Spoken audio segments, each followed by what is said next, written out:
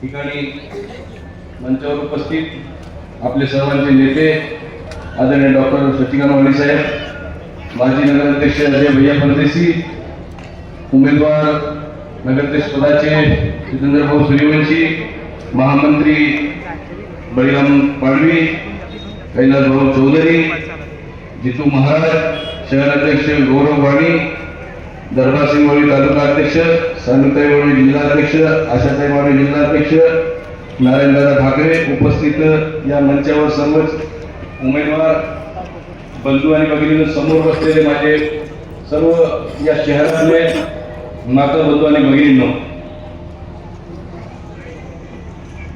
कालच या ठिकाणी सभा झाली स्मारक चौकामध्ये.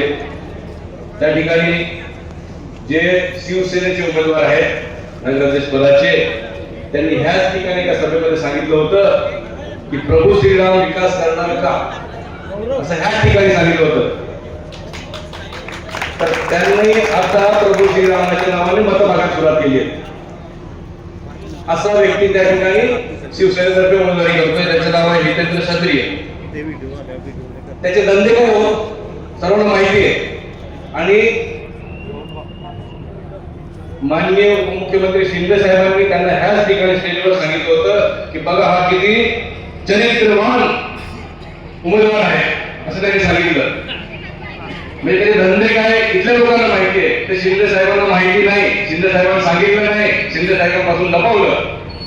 सट्टा चालवणं, जुगार चालवणं, पत्ते चालवणं, दारू धंदे करणं हे त्यांचं काम आहे. अशा व्यक्तीला उमेदवारी दिली आहे आणि ते सांगतात एकदम चरित्रवान उमेदवार या ठिकाणी दिला आहे, त्याला निवडून द्या. काहीतरी सट्टा बाजार बघायचा आहे, त्याला पत्ते खेळायचे,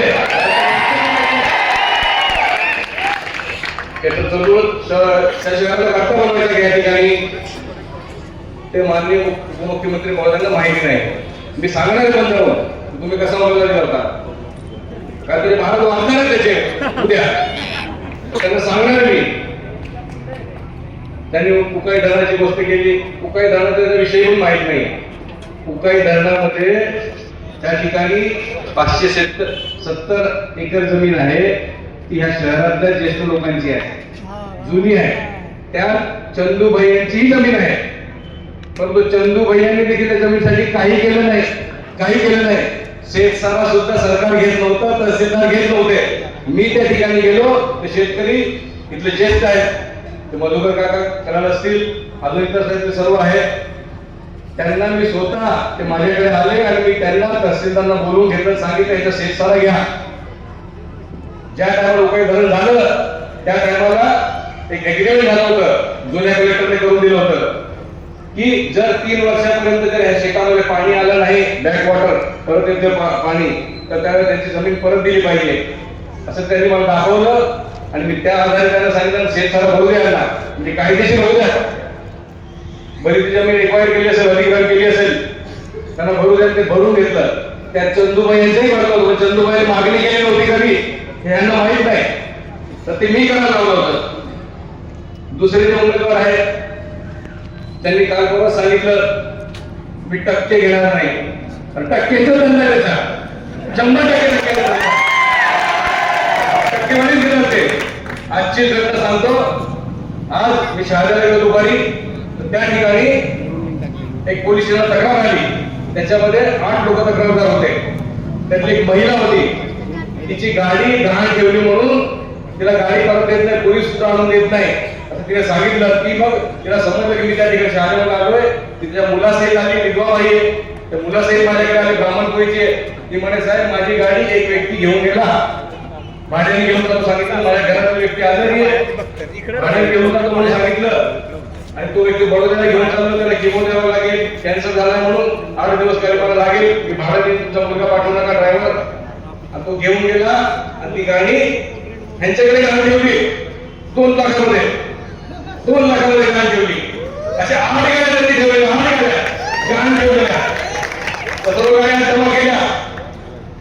मला पोलिसांनी सांगितलं साहेब असं आहे, तर काही अक्कल दिल्या होत्या गाड्या, अर्टिगा गाड्या होत्या, काही कुठे ठेवल्या होत्या. मी सांगितलं गुन्हा दाखल करा.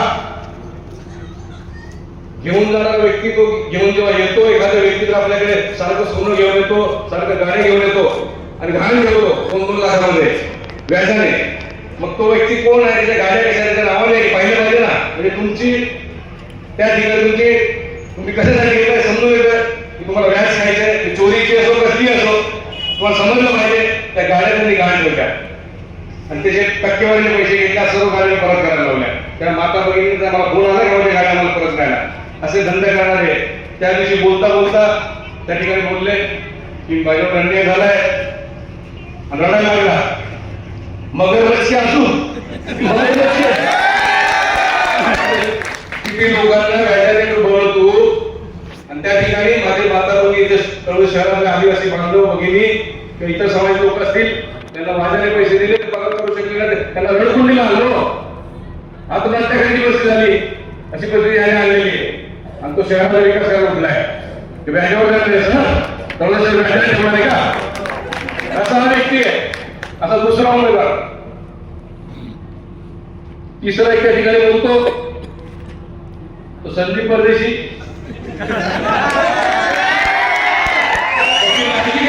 ह्याच ठिकाणी तो मागच्या वर्षी लोकसभेला विधानसभेला या ठिकाणी बोलत होता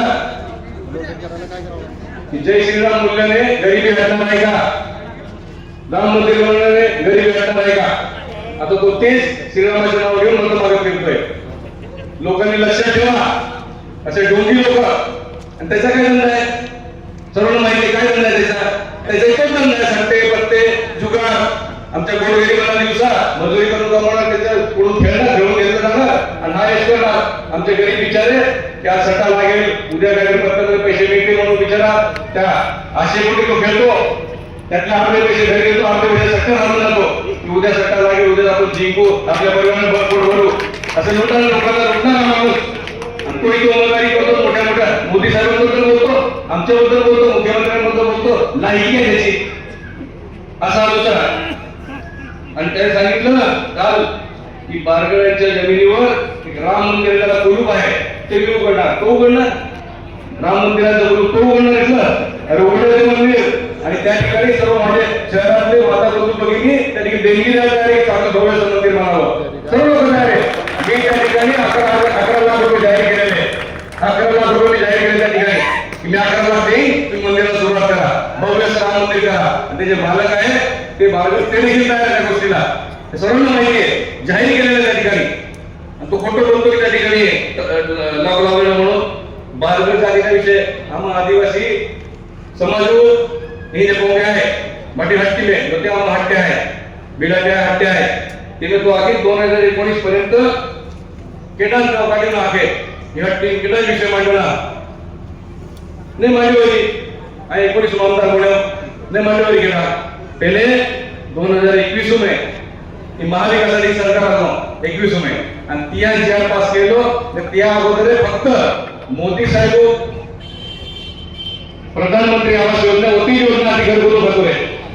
फक्त एक योजना होती प्रधानमंत्री आवास योजना. आणि त्याच्यामध्ये लोकांना, आमच्या आदिवासी लोकांना किंवा गोरगरिबांना, सर्व समाजाच्या लोकांना घरकुल मिळायचे. परंतु राज्य सरकारने किंवा महाविकास आघाडी सरकारने त्यांचं सरकार होतं तेव्हा निर्णय झाला की त्याच्यामध्ये आदिवासी विकास विभागाकडून आपण घरकुल देऊ शकतो. जे वंचित असतील, ज्यांच्या जागामध्ये जागेचे प्रॉब्लेम असतील, त्यांची जागा नावावर नसेल, अशा लोकांना आपण घरकुल देऊ असे त्यांनी त्या ठिकाणी जी आर काढला. आणि तेव्हा तो जी आर काढल्यानंतर त्यांनी घर दिले नाही म्हणून मी तो आवाज उठवला. आणि ते सरकार चंदूबाई उठवला, आम्ही उठवला. मी तर पत्र घेऊन चाललो होतो विधानसभेमध्ये, त्याच्यामध्ये हा विषय मांडणार आहे. मी पत्रही दिलं विधानसभेमध्ये, माझा नंबर लागला नाही. हे विधान परिषदेमध्ये होते, तिथं त्यांचा नंबर लागून गेला. माझी कॉपी मारली आणि त्या ठिकाणी त्यांनी सांगितलं की आम्ही पहिला मुद्दा मांडला. खोटं ना खोटं. असे लोक, ढोंगी लोक या ठिकाणी तळोजा शहरामध्ये या ठिकाणी राज्य करण्यासाठी स्वप्न बघतायत. आमचे शुद्ध नागरिक आहे तळोजा शहराचे, आमच्या माता भगिनी आदिवासी असले तरी सर्व शुद्ध आहे. सर्व माहिती आहे कोण काम करू शकतो कोण नाही. शहराचा विकास दिसतो त्यांना त्या ठिकाणी. तो अनुभूताशी देखील काय बोलतो, लायकी काय त्याची, तो बोलतो माझे व्यवसाय आहे. आता तो टाकलं ते बिअर शॉपी टाकलं त्या ठिकाणी, बिअर शॉप मध्ये व्यवसाय म्हणून सांगतो. 1 वर्ष झालं असेल, मी लक्ष देत नाही म्हणून लक्ष दिलं तर थोडं थोडं करून टाकेन. कुठून आला तर टक्के. अरे मी म्हटलं कोणाच्या पोटावर मारायचं नाही म्हणून मी काय करत नाही. बंद करायला म्हणजे किती वेळ लागणार त्याला. बेकायदा त्या ठिकाणी दारू विकतो तर टँगो बिंगो विकतो त्या ठिकाणी, आम्हाला माहित नाही का. कोणाच्या पोटावर मारायचं नाही, राजकारण करायचं नाही म्हणून मी काय करत नाही. बाळगंधर्वांबद्दल बोलतो की मी ते मिळवून देणार. कोण आहे हा? काय आहे? मुख्यमंत्री मंत्री नगरसेवक कोण होणार मी आता पाडणार.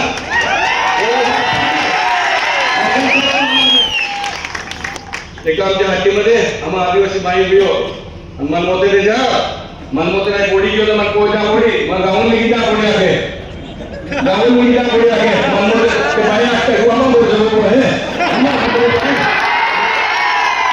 किती असते त्याला सांगतात की तू आमच्याबरोबर सर्व आहे का.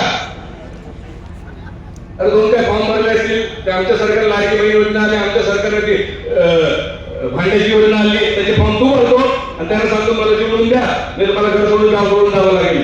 अरे ती योजना आमची आहे, तू जबरदस्ती लपून फॉर्म भरून त्यांना मिळवून देतो.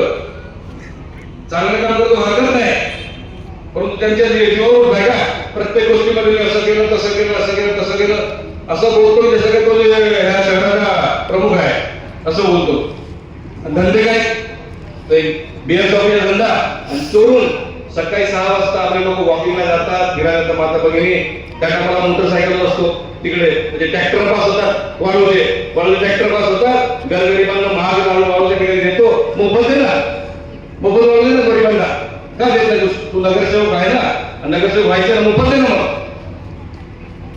ते सर्व रॉयल्टी वाचवण्यासाठी सकाळी 10 वाजेपर्यंत लोक रस्त्यावर येईपर्यंत हा 10-15 ट्रिप मारून मोकळा होतो दिवसभर आराम करतो. तर असे आहे त्याचे धंदे.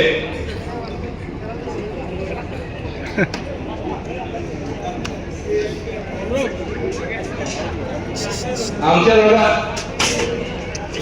आमचे मित्र आमच्या दादा बोलतात. मी त्यांना बोललो की आमच्या दादा इथे येतात अक्कलकोट इथे येतात अक्कलकोट इथे येतात भैयासाहेब नंदुरबार इथे येतात.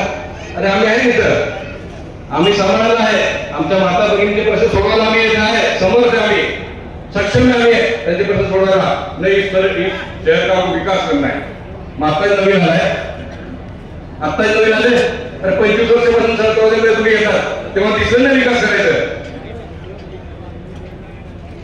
ते बोलतात मराठी मला येत नाही, मी आदिवासी बोलणार. बिलकुल मी आदिवासी मी तुला आदिवासी बोललं पाहिजे. पण मातृभाषा आपली शेवटी मराठी आहे.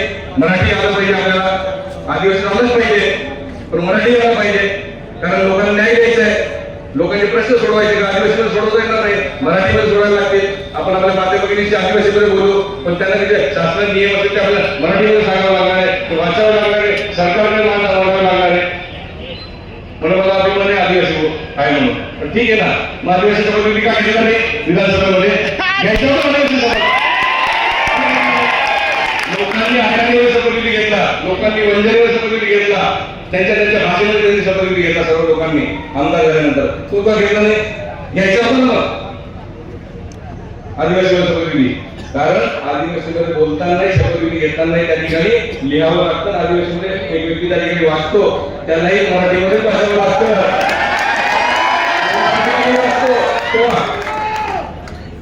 आपण काय बोलतो कुठं बोलतो, आपण विधानसभा सदस्य आहात, आपण तेवढं तारतम्य ठेवलं पाहिजे, तसं वागलं पाहिजे, लोकांशी बोललं पाहिजे.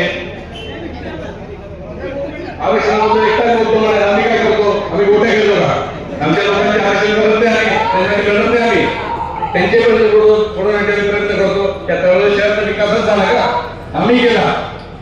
हट्टीमध्ये रस्ते नाही केले, एवढं छोटस काहीच केलं नाही. मेन रोड खड्डे ते पूल, त्या पुलावर तुम्ही त्या पुलावर 5 मिनिटं लागतात. 20-25 वर्ष कसं बघतो आपण पूल तेवढं करता आलं नाही. आम्ही ते 100 पुल म्हणून टाकले इथं बघून घ्या आमच्या मतदारसंघामध्ये तेवढं पूल होत नाही. आणि सांगायचं की जर हट्टीमध्ये आम्ही आमच्या हट्टीमध्ये पेवर बाग बसवतोय, गटारी बनवतोय, सिमेंट रोड करतोय, लाईट बसवतोय, त्यांना वीज देतोय, पिण्याचं चांगलं पाणी देतोय. शिंदे साहेबांना खोटं सांगतात लोकांना पिण्याला पाणी नाही. कसं पाणी नाही अमृत 2 योजना केंद्र सरकारची मोदी सरकारकडून मी आणली. अजय भैया होते, त्यांनी प्रस्ताव सादर केला, मी पाठपुरावा करून ती योजना मी आणली. तापी होण्या ठिकाणी पाणी आणायचं चाललेलं आहे, शुद्ध पिण्याचे पाणी. त्यांना सांगितलं योजना आम्ही आणू पिण्याचं. ती कसली योजना आहे? पिण्याचीच पाण्याची योजना आहे ना. तो लोक शिंदे साहेबांना सांगतात की योजना पिण्याचं पाणी मिळेल लोकांना. खोटं, त्यांच्या लेखाला खोटं सांगतात. याच ठिकाणी शिंदे साहेब होते, पाठीमागे बसलेले होते. शिंदे साहेब बोलत असताना त्यांना म्हणे, साहेब तुम्ही 170 कोटी दिले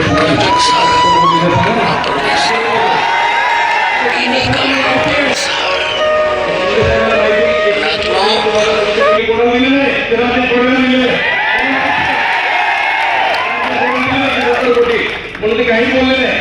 ठीक आहे, मी तुम्हाला 170 कोटी एवढं बोलले. ते बोलले नाही मी माझ्या लोकांना दिले, इथे बसलेल्या लोकांना दिले. तर त्यांना माहिती आहे माझ्या पत्रावरती समोर भेटलो असेल तेव्हा ते दिले. आणि तेव्हा 170 कोटीचे हे शहराच्या विकासाला तुम्हाला दिसतं, पाणी पुरवठा योजना दिसते, राष्ट्रपतीकडे दिसतो, राष्ट्रपतीवरती तो संदीप बोलतो, राष्ट्रपती खडीपत म्हणतो, खडीपत. अरे तू खडीपत टाकली होती का शहरामध्ये पहिले? खडीपत राष्ट्रपत बनतोय, त्याच्या काही अडचणी होत्या, तिथल्या शेतकऱ्यांचे काही विषय होते. त्याने येलोजोरी करून देणार म्हणतात. कोण आहे करून देणार आहे? अरे मंत्रालयात तुम्हाला एंट्री सुद्धा देणार नाही, प्रवेश सुद्धा देणार नाही तुम्हाला त्या ठिकाणी. दोन आम्ही करून देतो, कोण भेटणार तुम्हाला? कोण ओळखतो तुम्हाला? इथे तिथं आमदार लागतो, त्या खासदार लागतो, तर मंत्री लागतो. कोण ओळखतो त्याला? तो बोलतो मी करून आणला. तर काय करणार तुला माहिती तरी आम्ही रस्ता कसा नेणार त्या ठिकाणी? रस्ता नेताना किती अडचणी आल्या काय आल्या मला माहिती आहे. ते माझे समाजाचे बांधव आहे, समाज बांधव आहे, त्यांची जागा दिली, एवढी महत्वाची जागा त्या ठिकाणी त्यांनी सोडली.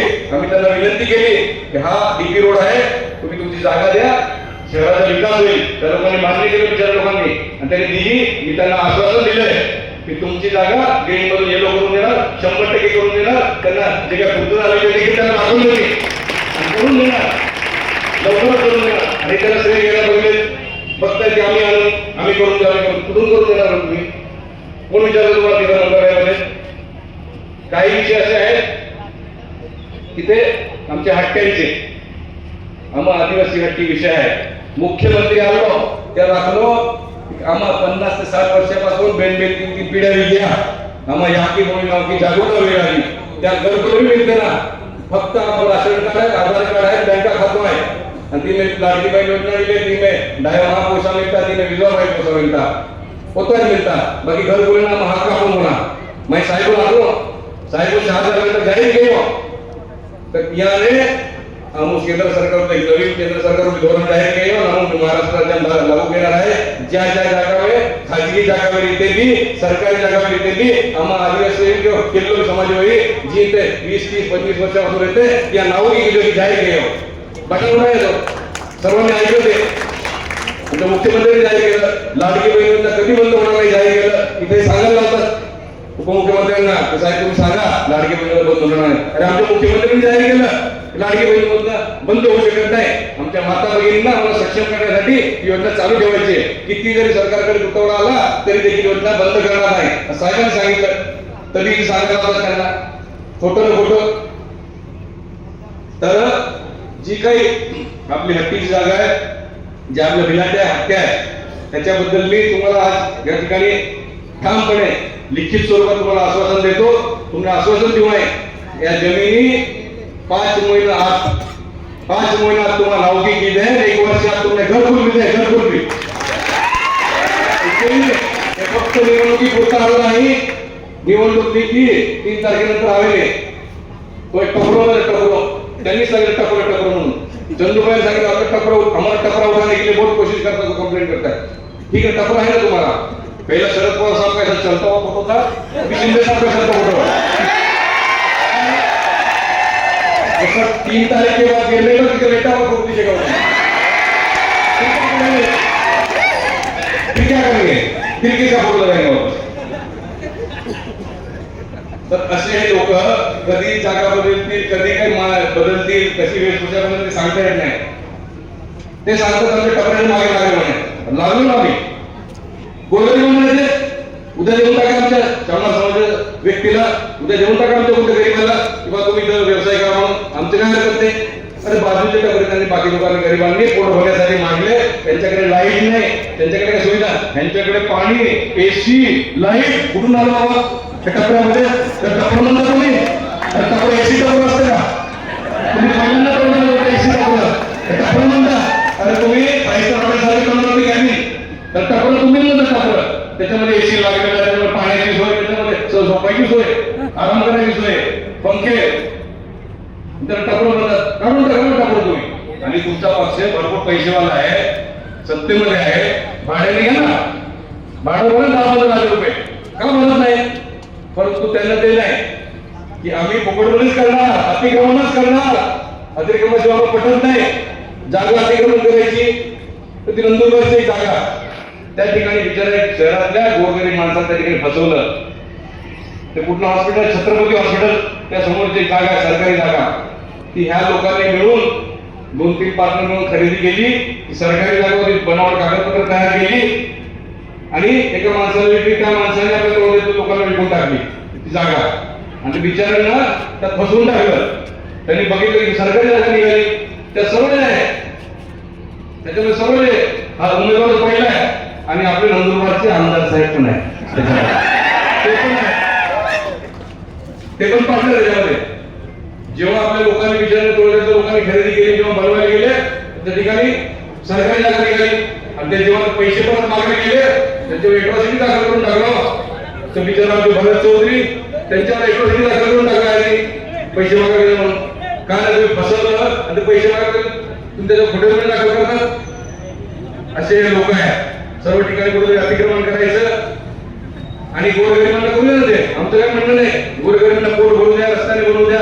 आम्ही ठरवलेलं आहे त्या शहराच्या विकासासाठी रस्त्यामध्ये जेवढे काही हातगाडी आहेत त्यांना देखील आम्ही त्या ठिकाणी फूड मार्केट बनवू, भाजी मार्केट बनवू. तुम्ही बघता भाजी मार्केट या ठिकाणी आपण रस्त्यावरची त्या ठिकाणी ट्रॅफिक कमी करण्यासाठी शहरात कळवते शहरातल्या लोकांनी व्यापाऱ्यांनी विचारलं की साहेब व्यापाऱ्यांची बैठक घेतली होती मी, त्यात त्यांनी सांगितलं की ट्रॅफिक कशी कमी करणार तुम्ही कळवली.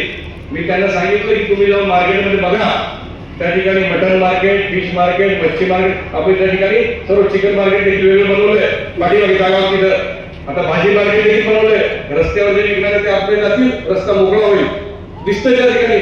त्याच पद्धतीने आम्ही ह्या रोडला जेवढे फळ विकणारे लोक आहेत, इतर काही वस्तू विकणारे लोक आहेत, त्यांना देखील मी जागा डम्पिंग ग्राउंड आपण बाहेर फेकणार आहे. डम्पिंग ग्राउंड रोडला लागत आपण मार्केट बनवणार आहे. सर्वांना ठिकाणी हलवणार, आपण सर्वांना ठिकाणी जागा देणार. जो त्या ठिकाणी काम करतो त्याला त्या ठिकाणी भाडं देणार, एकदम स्वस्त दरामध्ये त्यांना भाडे देणार आणि संपूर्ण मार्केट तिकडे हलवणार, संपूर्ण रस्ता क्लिअर होणार त्या ठिकाणी. हे आपण विचार केला आपण. असं आपलं नियोजन आहे, असं आपलं विजन आहे.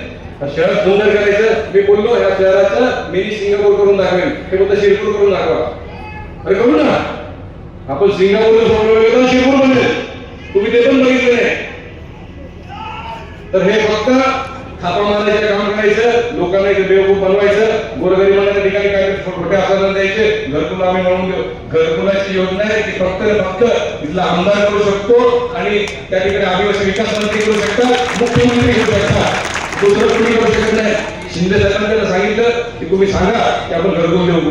शिंदे साहेब बोलले हा निर्णय सरकार घेईल. त्यांनी सांगितलेलं मी करून देईल असल्याने स्वतः हा निर्णय सरकार घेईल. बरोबर आहे, सरकार घेऊ शकतं. कारण ह्या जागेला आदिवासी विकास मंत्री पैसे देऊ शकतात, नगरपालिका देऊ शकत नाही, नगर विकास देऊ शकत नाही. कारण ती जागा बारगळाची आहे. मी त्या ठिकाणी ठरवलंय बारगळांना 1 लाख रुपये प्रत्येक घरामागे द्यायचे. आमच्या गोरगरिबांना त्या ठिकाणी ज्यांचं घर आहे त्यांच्या नावाने जमीन 1 लाखात करून द्यायची आणि त्यानंतर 2.5 लाख रुपये त्यांना घरकुलासाठी द्यायचे. तर 3.5 लाखामध्ये संपूर्ण त्याच्या नावाने होणार आहे असं मुख्यमंत्र्यांनी सांगितलं. पत्र देखील दिलंय. मुख्यमंत्री महोदयांनी ते कबूल केलं आणि त्यांनी कारवाई देखील सुरू केलेली आहे. इथून गेल्यानंतर मंत्रालयात गेल्यानंतर लगेच त्यांनी पत्र काढलं, कलेक्टरला पत्र काढलं, सीओला पत्र काढलं. तिथे किती लोक आमचे आदिवासी बांधव, इतर समाजाचे लोक त्या ठिकाणी त्या बारगाव जागेवर राहतात, त्यांची संपूर्ण माहिती पाठवा. किती घर आहे, किती क्षेत्रफळ आहे, किती जागा आहे, किती जागेमध्ये राहतात, काय करावं लागेल अशी माहिती मागवली आहे. तर अशा पद्धतीने आमचे मुख्यमंत्री महोदय त्या ठिकाणी घेत आहेत. फुकटचे श्रेय घेण्याचा हे लोक प्रयत्न करतायत. प्रत्येक गोष्टीमध्ये खोटं सांगायचं. तर तुम्ही तुमच्या तिथे बघा ना. एका आमदार माझं म्हणणं आहे तुम्ही अक्कलकोट बघा, अक्कलकोट चांगलं सुंदर करा, आम्हालाही बघायला बरं वाटेल. आमचं थोडं चांगलं करतोय आम्ही, आमचे लोक साक्षीदार येतं. सर्व गल्ली गल्लीमध्ये आम्ही या ठिकाणी पेवरबाग बसवतोय, शाळेच्या आवारात पेवरबाग बसवतोय, गटारी बनवतोय, शौचालयाचे प्रश्न आम्ही त्या ठिकाणी सोडवण्याचा प्रयत्न करतोय. पाणी नव्हतं, पाणी देण्याचा प्रयत्न करतोय. चांगलं प्रत्येक हट्टीमध्ये मी स्वतः जातो आणि त्या ठिकाणी बघतो काय परिस्थिती आहे. तुम्ही तुमचं बघा, त्यांनी त्यांचं बघावं, आमचं काय म्हणणं नाही. पण इथे हम विकास करेंगे, आम्ही काय गोटे खेळणार नाही, गोटे खेळणार नाही. आम्ही काय करणार इथं? अरे आम्ही 17 तास काम करतो, प्रत्येक गोरगरिबाला भेटतो, त्याची काय समस्या ऐकून घेतो, सोडवण्याचा प्रयत्न करतो. तुम्ही शुक्रवारी बाजार वगैरे घेता, 2-4 लोक बाजार करून नंतर त्यांना दाखवतात की काही समस्या ते असतात, हातोड्याचे कुठेतरी गुजरातचे असतात, त्यांना ते विचार नाही का की काही काम आहे असं खोटं लोक उभं करतात. मी त्यांना एकदा फोटो पाठवला भैया साहेबांना की साहेब इसमें जो खड़ा है तुम्हारे पास ये निजर का है, ये अंतुर्ली का है, सच्ची का है, सांगितलं त्यांना. अरे तुम बेवकूफ बना बर्बाद कर रहे अभी वक्त बर्बाद करते तब्येत भी खराब हो गया होगा. तब्येत पण खराब होऊ टाकली जागा माणसाची. बघा तुम्ही, काल त्यांनी सांगितलं की तब्येत खराब झाली माझी, त्यांना कॅन्सर आला. त्यांनी आंदोलन तब्येत खराब करून टाकली या माणसाची. तर असं खोटं हे काय बोलू शकत ते स्वतः, तर स्वतः काही केलेलंच नाही ना. मग आता कोणा सांगायला लावायचं, मग त्यांना बोलवायचं, आमच्या नावाला बोलवायचं, चंदू भाई बोलवायचं, त्यांनी सांगायचं आम्ही असे करेंगे असं करेंगे. तर ते कशाला? तुम्ही काय केलं सांगा, आम्ही ते करतोय. तर लोकांना आम्ही देणार ठरवलंय, 100% देणार, घरकुलं देणार, त्या शहराचा चेहरा मोहरा बदलणार, 100% बदलणार. आम्ही नवीन टीम त्या ठिकाणी तयार केली आहे. आमचे सर्वांचे नेते, आमचे डॉक्टर वाणी साहेब आमच्या सोबत आहे, अजय भाई आमच्या सोबत आहे. त्यांनी देखील सांगितलं की पक्षाचा जो निर्णय घेतला आम्हाला मान्य आहे. हे सांगतात की त्याच्यावर अन्याय झाला, तर तुम्ही कसा विचार करता आमच्यावर अन्याय झाला? आम्ही आमचा विचार करू ना, तुम्ही तुमच्या भागाचा त्या ठिकाणी विचार करा, तिथं काय परिस्थिती असं. तर अशा पद्धतीने हे लोक तर खोटं बोलण्याचं काम करतात.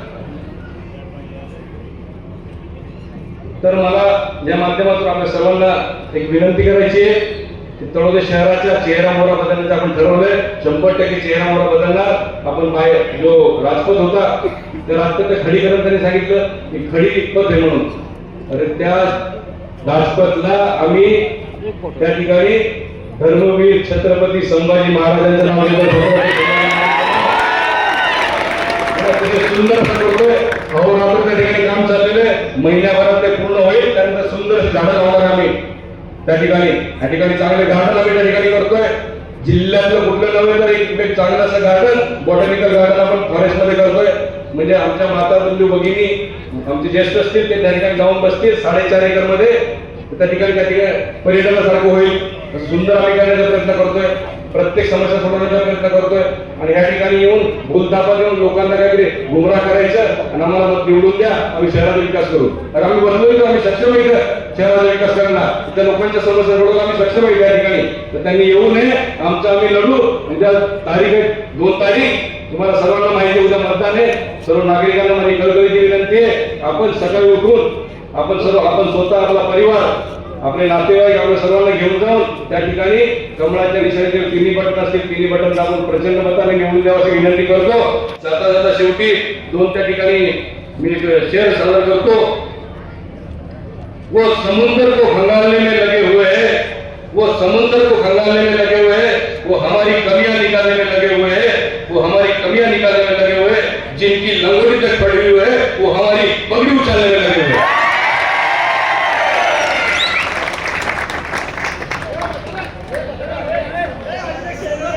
अजूनही काय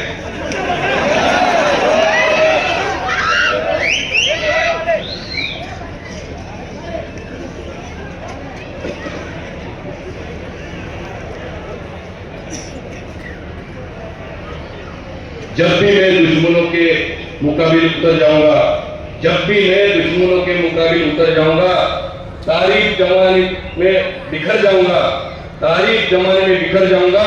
मुझको शोलों के हकीकतों से डराते क्यों हो, मुझको शोलों के हकीकतों से डराते क्यों हो. मैं वो सोना हूं कि पिघल कर भी सवर जाऊंगा, पिघल कर भी सवर जाऊंगा. धन्यवाद, खूप खूप धन्यवाद. माझ्या सर्व माता भगिनींना विनंती आहे, उद्या